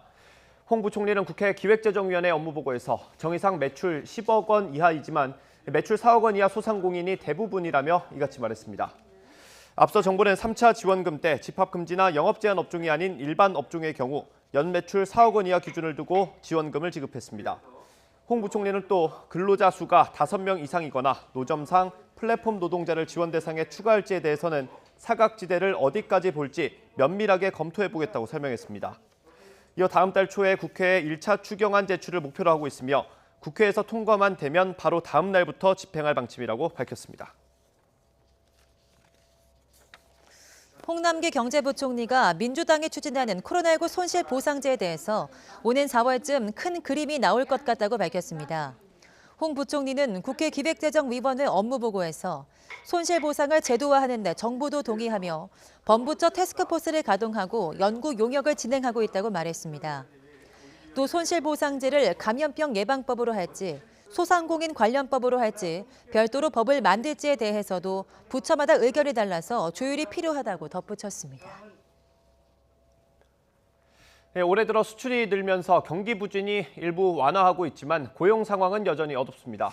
특히 중소기업과 20대 등 특정 취약계층의 피해가 집중되는 K-양극화 성장이 현실화하고 있어서 우려는 더 커지고 있습니다. 김태민 기자입니다. 코로나19 사태가 1년을 넘기는 동안 고용 지표는 과거 IMF 외환위기 이후 최악의 상황에 직면했습니다. 취업자와 실업자 수는 물론 주당 근로시간으로 따지는 일자리 질 역시 지난 1998년 이후 가장 좋지 않았습니다. 충격은 특정 업종과 세대에 집중되고 있습니다. 지난달 숙박 음식점업과 도소매업 직종에서만 취업자가 58만 5천 명 줄었고 20대와 50대 비중이 전체 절반을 넘겼습니다. 이 밖에도 지난해 대기업 취업자는 12만 명 증가한 반면 300인 미만 중소기업 취업자는 110만 명 줄면서 그 차이가 두드러졌습니다. 이처럼 매섭게 몰아치는 고용 한파 속에서도 우리 경제는 수출 호조에 힘입어 회복세를 보이면서 고용 없는 K자 양극화 성장이 현실화하고 있다는 우려가 나오고 있습니다. 최근 KDI의 설문 결과 경제 전문가들은 올해 전체 취업자 수도 5만 명 증가에 그치며 고용 부진이 이어질 것으로 내다봤습니다. 산업 간, 부문 간 양극화가 진행되고 있는 것으로 보이고요. 수출 품목의 개선은 특히 고용 부분과 크게 연관되지 않은 쪽에서 이루어지고 있어서 경제 성장률의 전반적인 개선에도 불구하고 고용 사정의 악화는 지속될 가능성이 높다고 생각됩니다. 이에 따라 정부는 추경을 통해 일자리 지원을 강화하고 90만 개 이상의 공공 일자리를 만들겠다고 밝혔습니다. 하지만 근본적 문제 해결을 위해서는 민간 투자와 일자리 활성화를 위한 추가 대책이 관건으로 꼽히고 있습니다. 이에 따라 최저임금이나 근로시간 탄력 적용 등의 규제 완화가 이어질 수 있을지 주목되고 있습니다. YTN 김태민입니다. 이명박 정부 당시 국정원의 불법 사찰 의혹과 관련해 현 국정원의 직무 범위가 아닌 불법 정보로 규정하고 국회 정보위 제적위원 3분의 2 의결로 요구하면 비공개로 보고하는 방안을 적극 검토하고 있다고 밝혔습니다. 국회 정보위 여야 간사인 더불어민주당 김병기 의원과 국민의힘 하태경 의원은 박지원 국가정보원장이 정보위 업무보고에서 이같이 말했다고 전했습니다. 박 원장은 사찰성 정보 선공개 요구와 관련해 공공기록물법에 따른 기록물이고 제3자 개인정보가 포함된 비공개 기록이라 당사자가 아닌 일반에 공개하는 것은 법률 위반 소지가 있다며 사찰성 문건 목록도 제출하지 않았습니다. 법원이 대법원 앞 100m 안에서 김명수 대법원장을 규탄하는 집회를 금지한 경찰의 처분에 제동을 걸었습니다. 서울행정법원은 보수 성향 단체인 자유연대가 서초경찰서장을 상대로 낸 집행정지 신청을 일부 인용해서 집회금지 취소 소송의 결과가 나올 때까지 경찰 처분의 효력을 멈추라고 결정했습니다. 재판부는 신고된 집회의 목적이나 방법 등을 고려하면 법관의 직무상 독립을 침해할 정도로 규모가 커질 우려가 있다고 보기 어렵다며 확성기 사용 시간을 제한하고 방역 수칙을 철저하게 지키는 조건 등을 달아서 집회를 허용했습니다. 신현수 청와대 민정수석이 최근 단행된 검찰 고위급 간부 인사와 관련해 사의를 표명한 것으로 알려졌습니다. 청와대 한 관계자는 신 수석이 최근 문재인 대통령에게 사의를 표명한 것은 맞다고 전했습니다. 그러나 문 대통령이 신 수석의 사표를 수리하지 않았고 신 수석은 현재 정상적으로 업무를 수행하고 있다고 덧붙였습니다. 일본군 위안부 피해자 이용수 할머니가 기자회견을 열었습니다. 이용수 할머니는 위안부가 매춘부에 불과했다는 하버드대 교수 주장에 대해서 역사의 증인이 이렇게 살아있다고 일축했습니다. 또 정부를 향해서 국제사법재판소에서 위안부 문제에 대한 판단을 구하게 해달라고 호소했습니다. 직접 들어보겠습니다. 저는 절박한 마음입니다. 이제 시간이 없습니다. 제가 할머니들한테 가서 하늘나라 가서 할머니들한테 뭐라고 하겠습니까? 너 여태까지 살아가고서도 해결도 못하고 왔다고 하면 저는 할 말이 없습니다. 부디 유엔재판소에 국제법으로 위안부 문제가 판단을 받게 해 주십시오. 한마디로 대답하겠습니다. 역사의 사실이 이렇게 살아있지 않습니까? 있어 누구의 말씀 안 드리도 하시는 거 아닙니까? 제가 대답하고 싶지 않지만은 그렇게 악랄하게 그렇게 해놓고 저는 그대로입니다. 이와 관련해서 외교부는 신중히 검토하겠다고 밝혔습니다. 외교부 당국자는 이용수 할머니를 포함해 피해자들과 소통하고 목소리를 더 청취할 것이라며 이같이 말했습니다. 이 당국자는 정부는 위안부 피해자들의 명예와 존엄을 회복하기 위해 할 수 있는 노력을 다하고 있으며 위안부 피해자 등과 긴밀하게 소통하면서 원만한 해결을 위해 끝까지 노력할 거라고 강조했습니다. 여성가족부는 할머니 의견을 적극적으로 듣겠다고 강조했습니다. 여가부는 입장문을 내고 일본군 위안부 할머니들의 존엄과 명예 회복을 위해 할머니를 중심으로 의견을 적극적으로 청취하겠다고 밝혔습니다. 일본 정부는 별다른 입장을 내지 않았습니다. 모테기 일본 외무성 장관은 정례 기자회견에서 이용수 할머니가 밝힌 국제사법재판소 회부 제안에 대해서 어떤 생각으로 발언한 것인지 알지 못하기 때문에 논평을 삼가겠다고 말했습니다.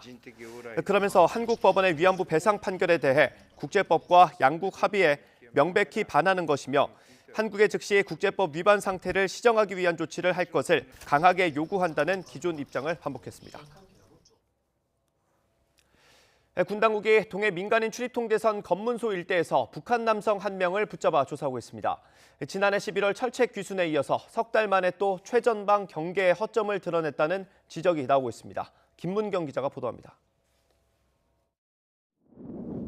어제 새벽 4시 20분쯤 강원도 동해 민통선 일대에서 남쪽으로 이동하던 남성 1명이 군 CCTV에 포착됐습니다. 군은 곧바로 작전 병력을 투입해 3시간 만인 오전 7시 20분쯤 이 남성을 붙잡았는데 이 과정에서 대침투 경계령인 진돗개 하나를 발령했다가 해제하는 등 한때 비상이 걸렸습니다. 군 당국은 이 남성이 북한에서 내려온 것으로 추정하고 귀순 여부를 파악 중입니다. 문제는 이 남성의 신병이 확보된 장소입니다.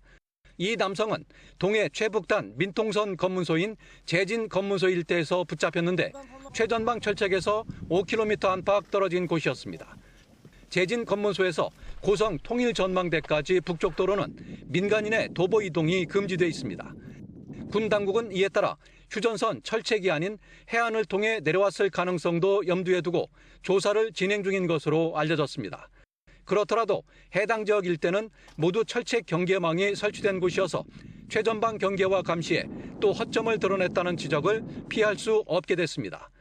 해당 부대는 지난해 11월에도 북한 남성이 휴전선 철책을 넘어와 귀순하면서 경계 실패 논란이 일기도 했습니다. 합참 전비태세 검열실은 지상작전사령부와 합동으로 경계태세에 문제가 없는지 조사에 나섰습니다. YTN 김문경입니다. 학교폭력 논란으로 무기한 출장 정지 징계를 받은 여자 배구 흥국생명의 이재영, 이다영 자매는 어제 저녁 IBK와의 경기부터 출전하지 못했습니다. 흥국생명 박미희 감독은 경기를 앞두고 거듭 고개를 숙였고 쌍둥이 자매 모친의 갑질과 훈련 개입 의혹 등은 사실 무근이라고 부인했습니다. 직접 들어보시죠. 어떤 이유에서든지 학교 폭력은 있어서는 안 될 일이라고 엄중하게 생각을 하고 있고요. 개인적으로는 체육인을 한 사람으로서 또 배구 선배로서 또 현직 감독으로서 많은 분들께 심려를 끼쳐드려서 깊이 사과를 드립니다. 김경희 씨에 대해서 월권이라든지 갑질 논란들이 있는데 프로 구단이 그렇게 허술해서 아무나 사실 왔다 갔다 할 수 있는 그런 환경도 아니고 저를 포함해서 현직에 있는 그 모든 지도자들에 대한 배려가 아닌 것 같습니다. 전혀 그런 사실도 없고 여기는 진짜 애를 돌봐야 되는 초등학교도 아니잖아요. 그래서 그거는 사실 무근이고 절대 있어서도 안 될 일이라고 생각을 합니다. 최근 불거진 프로배구 남녀 선수들의 학폭 논란과 관련해 연루자의 프로배구 입단이 원천 봉쇄됩니다. 한국배구연맹 후보는 비상대책회의를 열고 과거 학교폭력과 성범죄 등에 무겁게 연루된 선수는 신인 드래프트에서 전면 배제하고 드래프트 시 학교폭력 관련 서약서를 청구한다고 밝혔습니다. 또 입단 이후 허위 사실이 확인될 경우 영구 제명 등 중징계를 내릴 계획이라고 덧붙였습니다.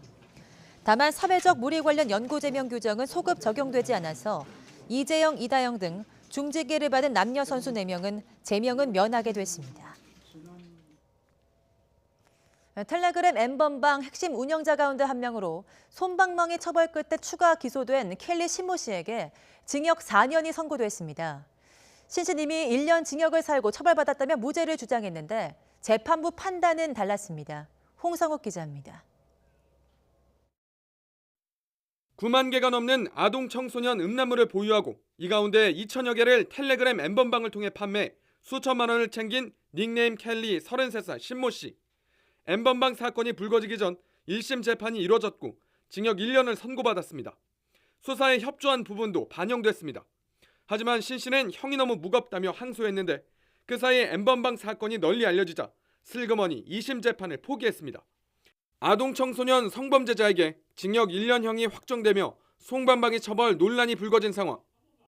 검찰은 압수해 보관하던 음란물 파일을 다시 확인해 또 다른 범죄 증거를 찾았습니다. 아동 청소년 음란물 120여 개와 성인 출연 음란물 600여 개를 배포하고 성관계 장면을 동의 없이 촬영한 혐의를 적용해 추가 기소했습니다. 다시 시작된 재판에서 신 씨는 이미 1년 징역을 통해 처벌받았고 검찰이 공소권을 남용한 것이라며 무죄를 주장했습니다. 하지만 재판부 판단은 달랐습니다. 재판부는 신 씨에게 징역 4년을 선고하고 신상정보 공개 7년, 200시간의 성폭력 예방치료 프로그램 이수를 명령했습니다. 재판부는 앞선 재판은 아동 청소년을 포함한 음란물을 영리 목적으로 판매한 것을 처벌한 것이고 이번 재판은 N번방을 통해 별도로 음란물을 불특정 다수에게 배포한 것을 처벌하는 것이라며 같은 범죄로 볼 수 없다고 설명했습니다. 특히 수사기관에서 법원에 이르기까지 진술 거부로 일관하고 피해자에게 용서를 받지도 못한 신 씨에게 엄한 처벌이 불가피하다고 설명했습니다. 수사기관에 적극 협력하고 앞선 재판을 통해 이미 처벌받았다며 무죄를 주장한 켈리 신모 씨. 하지만 반사회적 범죄인 아동 청소년 성착취 범죄에 대한 우리 사회의 눈높이를 반영하듯 다시 이뤄진 재판에서는 중형을 피하지 못했습니다. YTN 홍성욱입니다. 소음 문제로 갈등을 겪던 배달 대행업체 오토바이에 불을 지른 30대 남성에 대해서 경찰이 구속영장을 신청했습니다. 경기 용인 동부경찰서는 방화 혐의로 30대 A씨의 구속영장을 신청했습니다. A씨는 어제 새벽 2시 반쯤 용인시 기흥구 신갈동의 한 주택가에 세워진 배달 대행업체 소유의 오토바이 한 대에 불을 붙인 혐의를 받고 있습니다. 사회적 거리두기 방침에 따라 영업이 제한된 심야 시간에 수도권 PC방 10여 곳을 돌며 경금을 훔친 10대 청소년들이 구속됐습니다. 서울 송파경찰서는 A군 등 4명을 특수절도 혐의로 붙잡아 조사하고 있습니다. 경찰에 따르면 이들은 지난달부터 수도권 일대 PC방 13곳에서 현금 약 2,500여만 원을 훔친 혐의를 받고 있습니다. 전남 무안에 있는 공원 앞을 지나던 버스 안에서 여성 승객이 난동을 부렸습니다.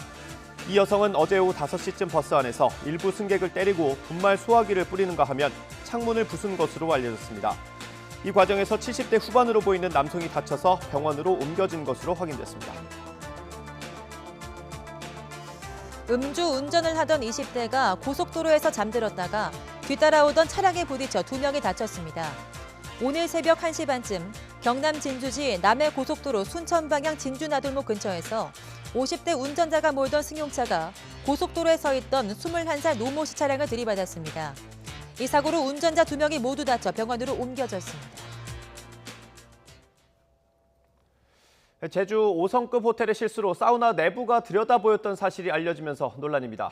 호텔 측은 항의하는 투숙객들 상대로 영업을 방해한다며 경찰에 신고하는 등 논란을 키웠습니다. 고재영 기자입니다. 신혼의 단꿈을 안고 제주에 여행 온 A씨 부부. 여행을 즐기던 마지막 날 충격적인 일을 경험했습니다. 호텔을 산책하다가 사우나 내부가 훤히 들여다보인 걸 우연히 발견한 겁니다. A씨 부부는 이 사실을 호텔 직원에게 알렸습니다. 하지만 호텔 측은 창문에 밖에서 보이지 않는 필름을 붙였고 밤에는 블라인드를 내려 보이지 않을 것이라고 강하게 부인했습니다. 이 부분에 대해서 오픈하기 전에 다 테스트를 저희가 했던 부분이에요. 그러니까 날이 밝았을 때는 그 밖에서 보더라도 안 보입니다, 거의. 호텔 측은 확인 결과 사우나 실내가 보이자 결국 실수를 인정합니다. 정말 실수입니다. 더군다나 여자 사우나실은 제가 시트를 잘못된 부분이 있어요. 제 뒤로 작은 창문이 있는 곳이 여성 샤워실입니다. 지금은 블라인드가 내려져 있어서 안을 볼 수가 없는데 A씨 부인이 사용했을 당시에는 블라인드가 내려져 있지 않아 안을 볼 수 있는 상태였습니다. 지난달에는 우연히 사우나 내부가 찍힌 사진이 SNS에 올라오게 됐습니다. 이 때문에 A씨 부부는 혹시 자신들의 모습이 찍혔을지도 몰라 정신적 충격이 큰 상황입니다. 저희는 알몸으로 샤워를 했고 지나가는 사람들이 저희 쪽을 보고 있는 걸 봤는데 피해 사실이 없다니 이게 억장이 무너지는 거죠, 정말. 호텔 측은 경찰과 함께 투숙기간 CCTV 화면을 확인한 결과 피해는 없었다고 밝혔습니다. 또 문제가 된 사우나 운영도 보완하겠다는 입장입니다. 유리차단 코팅도 누락이 된 부분이 있었기 때문에 보완을 하고 사우나는 운영을 중단을 하고 즉시 시정 조치 중에 있습니다. 5성급 호텔에 걸맞지 않은 실수와 적절하지 못한 대응에 A씨 부부는 평생 단 한 번뿐인 신혼여행을 불쾌하고 두려운 일로 기억하게 됐습니다. YTN 고재영입니다. 미국 국민의 절반 이상은 트럼프 전 대통령이 향후 공직을 맡는 걸 허용해서는 안 된다고 생각한다는 여론조사 결과가 나왔습니다. 그러나 공화당 지지층에서는 90% 가까운 사람들이 허용해야 한다고 답했습니다. 강성욱 기자가 보도합니다. 미국 동부 코네티컷주에 위치한 퀴니피액 대학이 트럼프 전 대통령의 향후 공직 출마에 관한 전국 여론조사를 실시했습니다. 응답자의 55%는 트럼프 전 대통령에 대해 2024년 대선을 포함해 공직 재출마 자격을 박탈해야 한다고 답했습니다. 자격을 박탈해서는 안 된다는 응답은 43%였습니다. 하지만 지지 정당에 따라 여론은 극명하게 엇갈렸습니다. 공화당원의 경우 87%는 트럼프 전 대통령이 향후 공직을 맡는 것을 허용해야 한다고 답했고 75%는 트럼프가 당의 미래를 위해 역할을 해주기를 바란다고 답했습니다. 반면 민주당원의 96%와 무당파 가운데 61%는 트럼프 전 대통령이 공직을 맡아서는 안 된다고 답했습니다. 전체 응답자 중 68%는 지난달 6일 발생한 연방의사당 난입 사태에 대한 트럼프 전 대통령의 책임을 인정했습니다. 트럼프 전 대통령이 폭동을 막기 위해 할 수 있는 모든 것을 하지 않았다고 답했습니다. 답변자의 50%는 트럼프 전 대통령이 고의로 선거 사기와 관련한 허위 정보를 퍼뜨렸다고 답했으며 그가 허위 주장을 진심으로 믿었을 것으로 생각한다는 응답은 42%에 지나지 않았습니다. 조사는 상원 탄핵 심판 기간을 포함해 무죄 선고가 난 이후인 지난 11일에서 14일 사이 미국 전역의 성인 1,056명을 대상으로 이루어졌으며 표본 오차는 플러스 마이너스 3%포인트입니다. YTN 강송욱입니다. 지난 1일 쿠데타 이후 군부에 의해 가택 연금된 아웅산 수치 국가고문이 추가 기소된 것으로 알려졌습니다. 로이터 통신에 따르면 수치 고문의 변호인은 어제 기자들과 만나서 아웅산 수치가 국가재난법 위반 혐의로 추가 기소됐다고 말했습니다. 국가재난법 위반 혐의가 구체적으로 어떤 행위에 관한 것인지는 언급되지 않았습니다.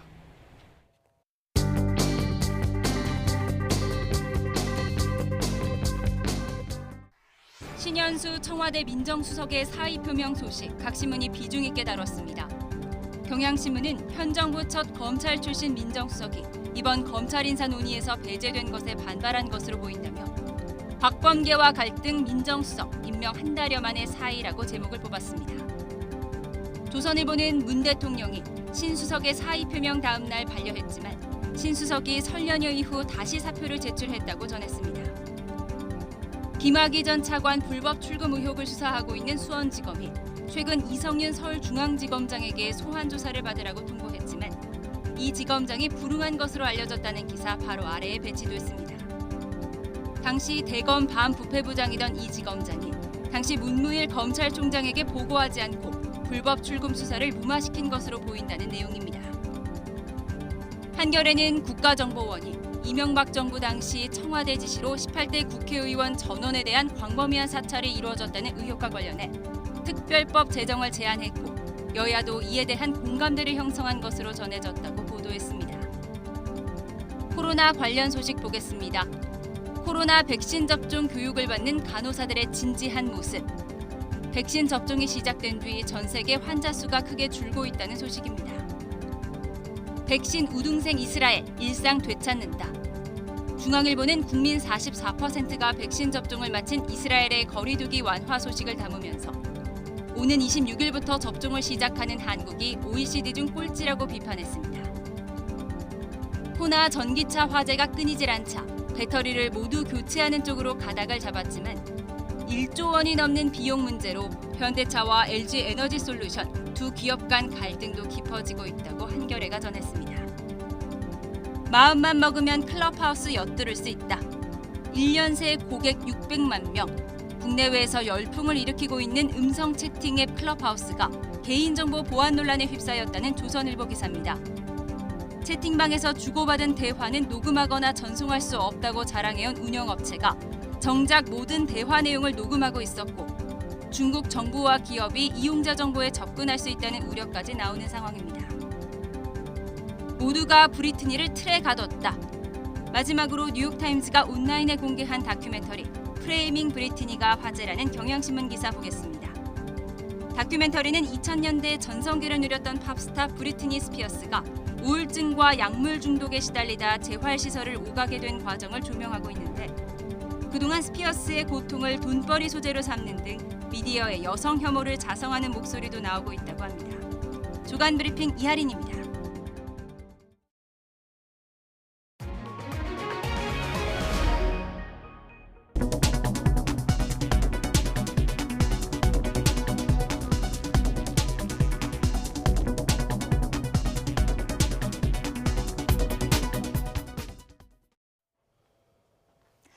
오늘은 막바지 한파가 기승을 부리겠습니다. 중부와 전북, 경북 곳곳에 한파특보가 내려진 가운데 현재 서울 기온은 영하 10.2도, 대관령은 영하 16.5도까지 떨어져 있고 찬바람의 체감 온도는 8도에서 9도가량이 더 낮게 나타나고 있습니다.